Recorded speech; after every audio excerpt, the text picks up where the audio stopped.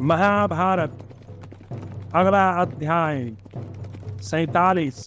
शल्य के द्वारा उत्तर कुमार का वध और श्वेत का पराक्रम। इसी समय जिसने अपनी सूंड को मोड़कर मुख में रख लिया था, उस दंतार हाथी पर आरूढ़ हो विराट कुमार उत्तर ने मद्र देश के स्वामी राजा शल्य पर धावा कर दिया। वह गजराज बड़े वेग से शल्य के रथ की ओर झपटा। उस समय शल्य ने अपने बाणों द्वारा उसके अप्रतिम वेग को रोक दिया। इससे वह गजेंद्र शल्य पर अत्यंत कुपित हो उठा और अपना एक पैर रथ के जुए पर रखकर उसे अच्छी तरह वहन करने वाले चारों विशाल घोड़ों को मार डाला। घोड़ों के मारे जाने पर भी उसी रथ पर बैठे हुए मद्राज शल्य ने लोहे की बनी हुई एक शक्ति चलाई, जो सर्प के समान भयंकर और राजकुमार उत्तर का अंत कर देने वाली थी। उस शक्ति ने उनके कवच को काट दिया। उसकी चोट से अत्यंत मोह छा गया। उनके हाथ से अंकुश और तोमर छूटकर गिर गए और वे अचेत होकर हाथी की पीठ से पृथ्वी पर गिर पड़े। इसी समय शल्य हाथ में तलवार लेकर अपने श्रेष्ठ रथ से कूद पड़े और उसी के द्वारा उस गजराज की विशाल सूंड को उन्होंने काट गिराया। सैकड़ों बाणों से उसके मर्म विध हो गए और उसकी चूड़ भी काट डाली गई। इससे भयंकर आर्तनाद करके वह गजराज भूमि पर गिरा और मर गया। नरेश्वर, वह पराक्रम करके मद्राज शल्य तुरंत ही कृतवर्मा के तेजस्वी रथ पर चढ़ गए। अपने भाई उत्तर को मारा गया और शल्य को कृतवर्मा के साथ रथ पर बैठा हुआ देख विराट पुत्र श्वेत क्रोध से जल उठे, मानो अग्नि में घी की आहुति पड़ गई हो। उस बलवान वीर ने इंद्रधनुष के समान अपने विशाल सरासन को कानों तक खींचकर मद्राज शल्य को मार डालने के लिए इच्छा से उन पर धावा किया। वह विशाल रथ सेना के द्वारा सब ओर से घिरकर बाणों की वर्षा करता हुआ शल्य के रथ पर चढ़ गया।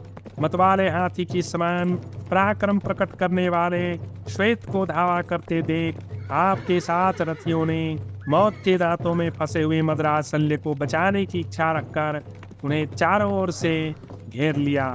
राजन, उन रथियों के नाम थे कौशल नरेश बृहदबल, मगध देशीय जैतसेन, शल्य के प्रतापी पुत्र रकमत, अवंती के राजकुमार बिंद और अनुबिंद, काम्भोजराज दक्षिण तथा बृहत छत्र के पुत्र सिंधुराज जयद्रथ। इन महामना वीरों के फैलाए हुए अनेक रूप रंग के विचित्र धनुष बादलों में बिजलियों के समान दृष्टिगोचर हो रहे थे। इन सब ने श्वेत के मस्तक पर बाणों की वर्षा आरंभ कर दी, मानो ग्रीष्म ऋतु में अंत में वायु के द्वारा उठाए हुए मेघ पर्वत पर जल बरसा रहे हों। उस समय महान धनुधर सेनापति श्वेत ने कुपित होकर तेज हुए भल्ल नामक 7 बाणों द्वारा उन 7 रथियों के धनुष काट कर टुकड़े टुकड़े कर दिए। भारत वे 7 धनुष कट जाने पर ही दृष्टि में आए। तदनंतर उन सब ने आधे निमेष में ही दूसरे धनुष ले लिए और श्वेत के ऊपर एक ही साथ 7 बाण चलाए। तब अप्रमेयात बल से युक्त महाबाहु श्वेत ने पुनः शीघ्रगामी 7 भल्ल मारकर उन धनुधरों के धनुष काट दिए। अपने विशाल धनुष के कट जाने पर उन 7 महारथियों ने बड़ी उतावली के साथ रथ शक्तियां उठा ली और भयंकर गर्जना की। भरतश्रेष्ठ, वे 7 शक्तियां प्रज्वलित हो देवराज इंद्र के वज्र की भांति भयंकर शब्द करती हुई श्वेत के रथ की ओर एक साथ चली। परंतु श्वेत उत्तम अस्त्रों के ज्ञाता थे। उन्होंने 7 भल्ल मारकर अपने निकट आने से पहले ही उन शक्तियों के टुकड़े कर दिए।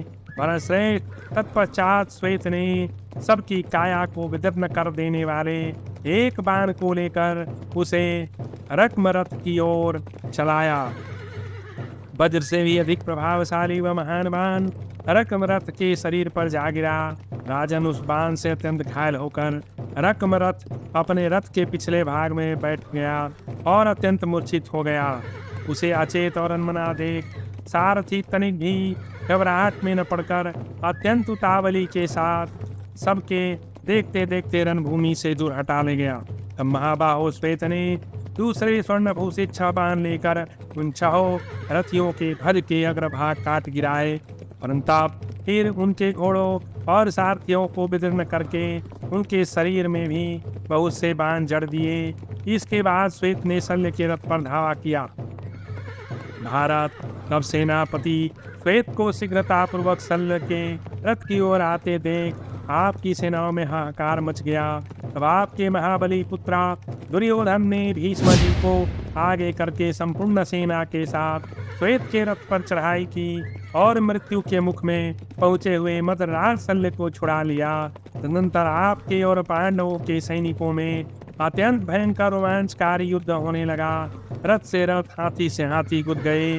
पांडव पक्ष की ओर से सुभद्रा कुमार अभिमन्यु, भीमसेन महारथी सात्यकी, कैकेयी राजकुमार राजा विराट था, द्रुपद पुत्र धृष्टद्युम्न, ये पुरुष सिंह और चेदी एवं मत्स्य देश के क्षत्रिय युद्ध कर रहे थे। कुरुकुल के वृद्ध पुरुष पितामह भीष्म ने इन सब पर बाणों की वर्षा प्रारंभ कर शल्य और उत्तर के बीच में भयंकर युद्ध हुआ। शल्य ने एक शूल के द्वारा उत्तर को मारकर उसके हाथी से उसको गिरा दिया। यह देखकर उत्तर का एक भाई था, उसका नाम श्वेत था। उसने राजा शल्य के साथ भयंकर युद्ध किया और इस तरह का युद्ध किया कि शल्य का प्राण संकट में पड़ गया और उसे बचाने के लिए कौशल नरेश बृहद्बल, मगध देशीय जयसेन, शल्य के प्रतापी पुत्र रुकमत, अवंती के राजकुमार बिंद अनुबिंद, कंबोज राज सुदक्षिण, बृहत्सन, बृहत्छत्र के पुत्र सिंधुराज जयद्रथ, ये सब मिल के भी सो कॉल्ड योद्धा कौरव पक्ष के जो शल्य की ओर से लड़ रहे थे, शल्य के प्राणों की रक्षा कर रहे थे, वे भी श्वेत जो कि विराट का एक पुत्र था और उत्तर का भाई था, उससे युद्ध करने में असमर्थ हो गए और शल्य के प्राणों पे बनाई। तब जब कौरव सेना ने देखा किसी तरह से शल्य का प्राण नहीं बचने वाला है, तब उन्होंने वहां पर भीष्म को आगे किया और फिर भीष्म ने शल्य को श्वेत से छुड़ा लिया और उसके प्राणों की रक्षा की। तो देखिए पांडव सेना में कैसे कैसे वीर थे। श्वेत के बारे में शायद ही कोई जानता हो, लेकिन उसने कौरव पक्ष के बड़े बड़े योद्धाओं के भी दांत खट्टे कर दिए, शल्य के दांत खट्टे कर दिए और भीष्म पितामह को भी उसका लोहा मानना पड़ा। और इस तरह से हम देखते हैं महाभारत में जगह जगह किस तरह से कदाचार पूर्ण युद्ध हुआ है। कदाचार से कौरव जीतना चाहते थे और आज भी वही लड़ाई दुनिया में चल रही है। षड्यंत्र और कदाचार से लोग जीत हासिल करना चाहते हैं, लेकिन ऐसा कतई संभव नहीं है, क्योंकि यह संपूर्ण विश्व ईश्वर के द्वारा संचालित है और अंत में धर्म की ही स्थापना होगी, ऐसी मैं कामना करता हूँ और ऐसा मेरा पूर्ण विश्वास है। इस प्रकार श्री महाभारत भीष्म पर्व के अंतर्गत भीष्म वध पर्व में श्वेत युद्ध विषयक 47वां अध्याय पूरा हुआ।